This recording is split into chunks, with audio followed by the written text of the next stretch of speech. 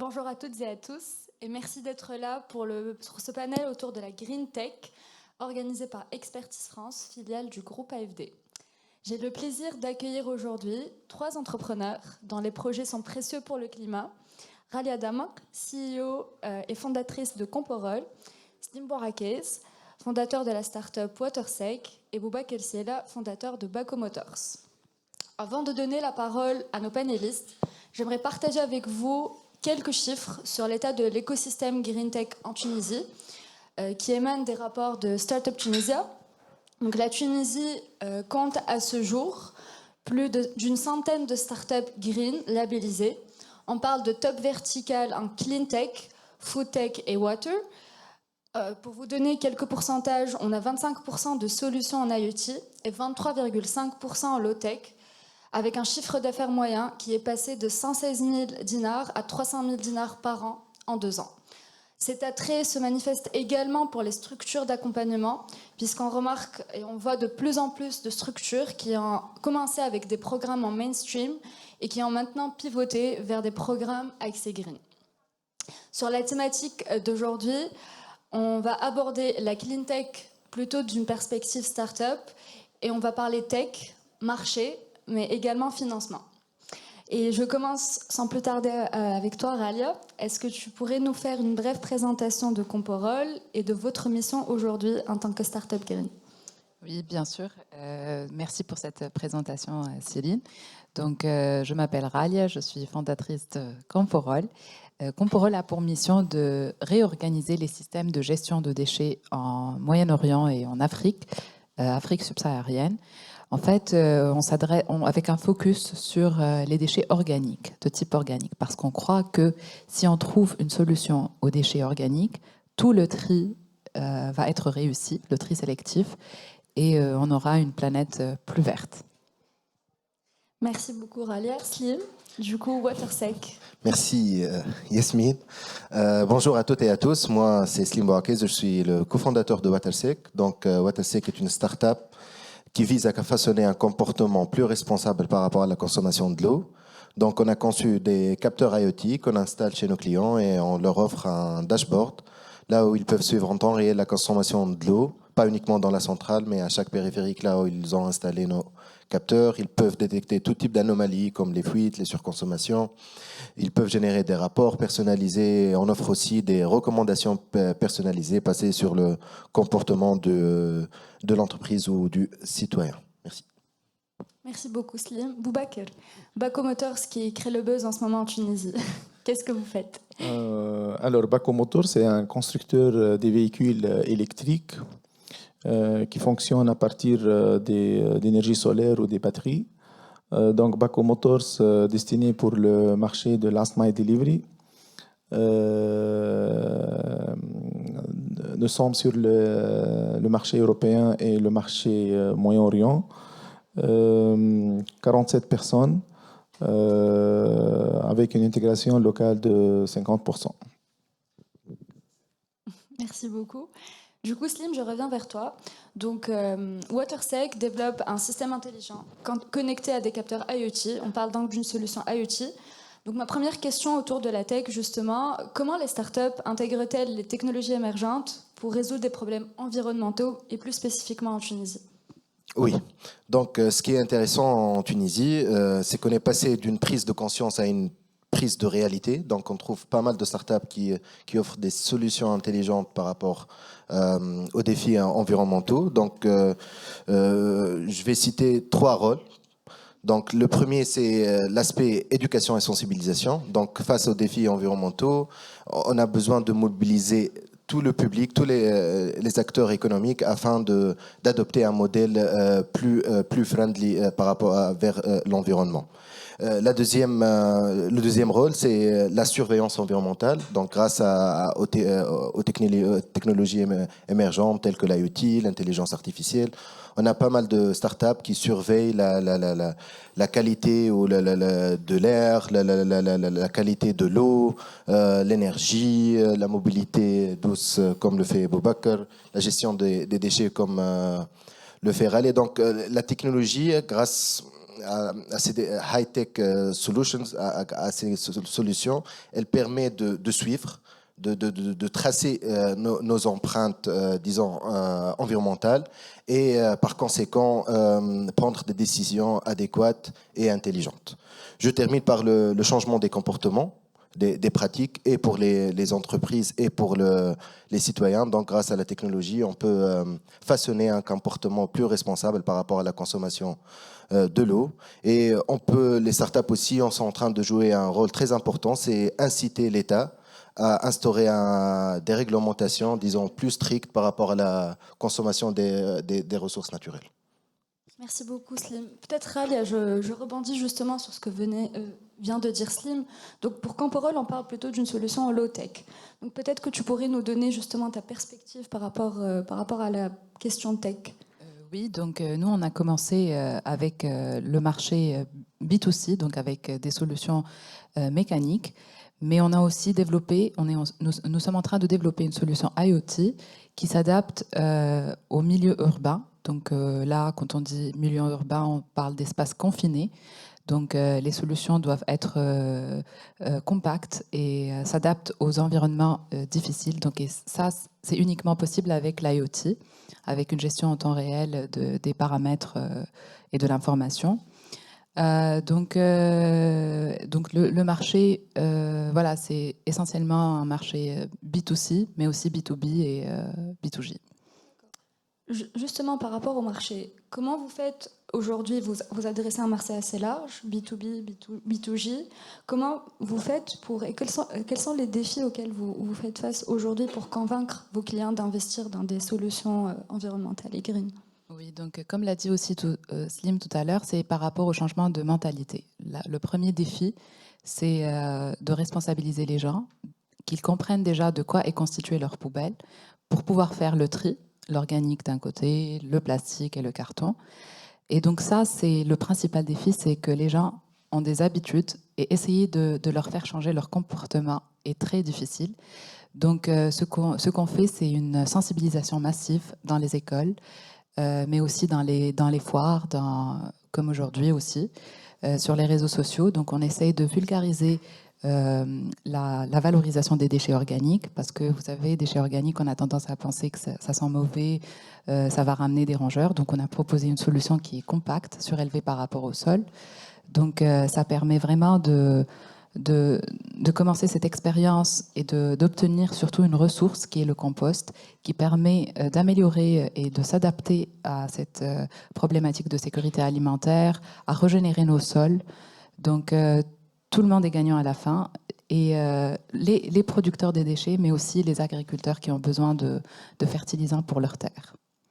Vous avez eu des réticences, c'était difficile d'intégrer ces solutions-là? Oui, c'était très difficile, vu que quand on a commencé notre prospection commerciale, les preneurs de décision, des fois, ne savaient même pas ce que c'était compostage, ne savaient même pas comment faire.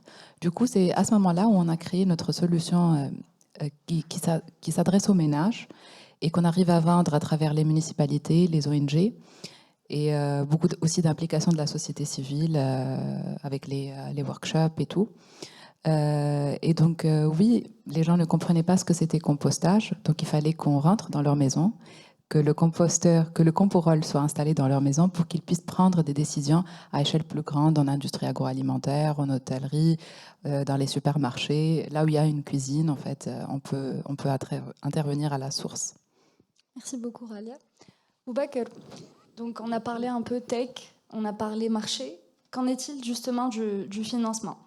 On sait aujourd'hui que le développement est gourmand en capital et nécessite un push, en particulier en phase d'amorçage nécessaire pour développer le proof of concept.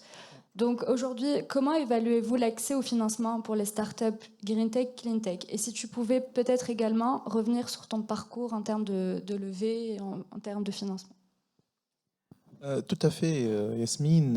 En fait, surtout dans l'industrie automobile, it's very capex heavy. On a besoin beaucoup de financement.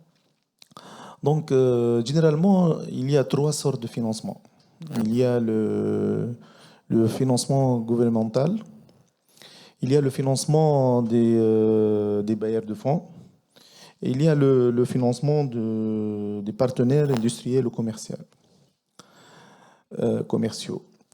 Donc, commençons avec tout ce qui est financement gouvernemental.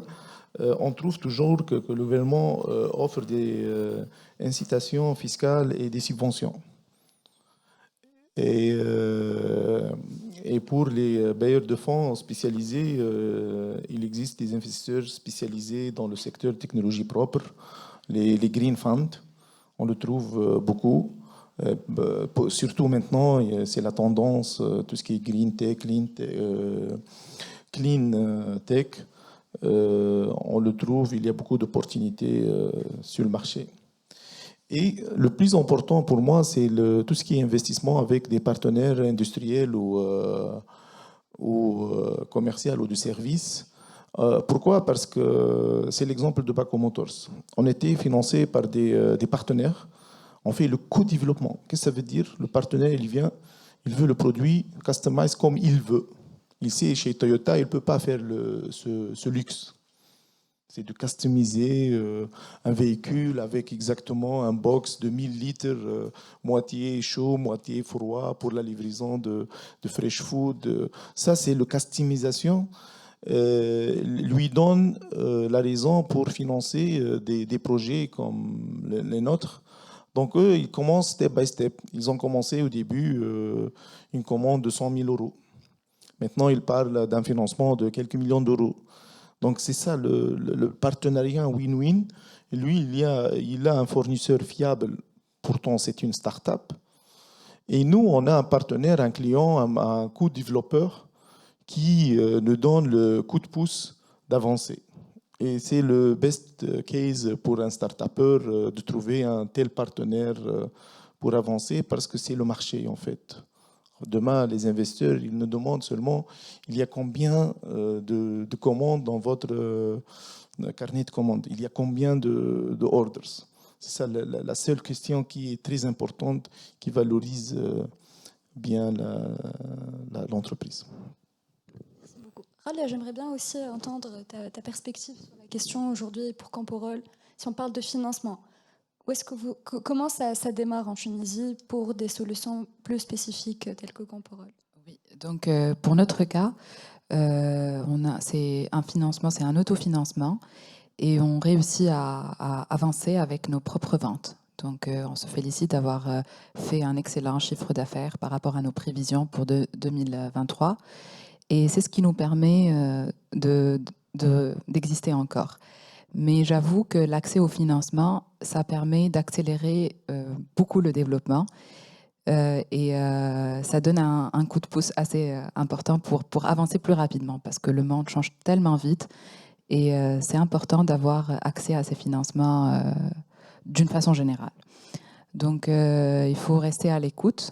Bon, le financement, d'une manière générale, dans le monde entier, il est un peu en low actuellement. Donc, il faut résister et puis être à l'écoute des opportunités qui s'offrent. Voilà. Merci beaucoup.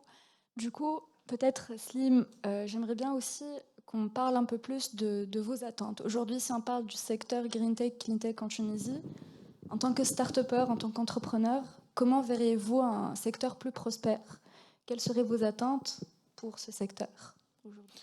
D'accord. Alors, je vais lier ta question, Yasmine, par rapport au financement. Donc, les startups ayant une composante, ayant du hardware, comme l'a mentionné Boubacar, on a des défis techniques, c'est du cash burning, donc on a besoin de plusieurs fonds. Et afin de remédier à ça, on a besoin d'être très agile, de faire des itérations et d'essayer de minimiser les coûts de développement. Un autre défi que j'aimerais citer, c'est qu'on est en train le besoin n'existe pas réellement. Donc on est en train de construire tout un besoin et ça, c'est pas évident à l'expliquer aux investisseurs. Donc heureusement, aujourd'hui, il y a des investisseurs à impact. Donc ça peut aider. Donc ils sont plutôt axés et ils ne voient pas le projet en tant que rentabilité économique uniquement, mais ils prennent plus l'aspect écologique et social. Donc, pour répondre à ta question, Yasmine, on est dans une approche que l'avenir, on aura plusieurs défis et on peut pas continuer suivant le modèle qu'il existe aujourd'hui. Donc, il faut beaucoup de persévérance. Moi, je suis plutôt positif. Je dis bien positif, pas optimiste, parce que positif, ça met de l'action sur ce qu'on fait. Et comme l'a dit Boubacar, on se réveille le matin, on essaye d'avancer les choses. Et je pense que c'est comme ça qu'on peut garantir un écosystème et un environnement disons, plus friendly en Tunisie. Merci Slim. Boubacar, peut-être un petit mot. On me dit qu'on doit bientôt clôturer la session. Un petit mot de wrap-up. En fait, je viens discuter avec un bailleur de fonds. Il me dit, vous préparez un site, une série A? J'ai dit oui. Il m'a dit combien? J'ai dit 10 millions d'euros. What? Série A en Afrique, 10 millions? Normalement, c'est 1 million. J'ai dit, c'est quoi la différence en Afrique ou en Europe Ça m'a choqué. C'est-à-dire, j'ai dit, notre siège social, c'est en Europe. Et nous sommes en train de préparer une ligne de production en Arabie Saoudite. Il n'y a pas de différence. Alors, pour tous les acteurs d'écosystèmes de financement des startups green, s'il existe au Nigeria, le Nigeria, c'est un marché de 250 millions d'habitants. C'est un grand marché, c'est-à-dire il a besoin de financement. C'est pas parce que je suis en France, j'ai le série A de 10 millions, et parce que je suis en Tunisie, le série A, c'est 1 million. C'est un peu dingue le mindset. C'est pourquoi il faut changer un peu la mentalité. Et un ingénieur tunisien ou un ingénieur allemand ou un ingénieur américain, ils ont les mêmes skills. Je vous assure. J'ai fait mes études en Allemagne et mes collègues ingénieurs tunisiens sont mieux que moi. Ça, c'est une... Merci Boubacar. Ral, il y a un petit wrap-up, un mot de la fin. Oui, donc moi je crois que les actions individuelles sont importantes, que ce soit dans l'entrepreneuriat ou dans un lifestyle éco-friendly. Et ensemble, on peut tous avoir un impact plus positif sur la Terre. Merci beaucoup. Merci à tous pour ce partage d'expérience. Merci à tous d'être présents.